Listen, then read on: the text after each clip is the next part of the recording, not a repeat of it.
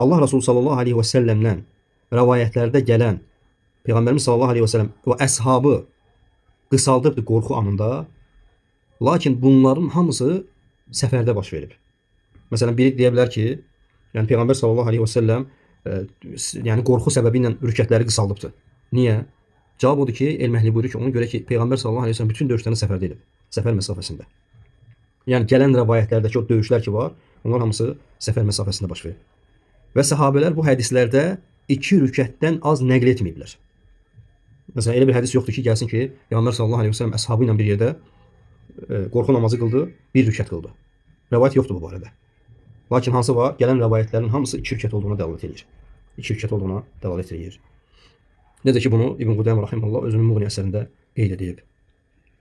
Və İbn Seym rahimehullah buyurur ki, əgər kimsə desə ki, tutaq ki, müharibə vasitələri, yəni keçmişdə bilirsiniz, hansı ki, qılınc var idi, at var idi, döyüşlərdə istifadə olunan, amma bugün günümüzdə müasir silahlar var.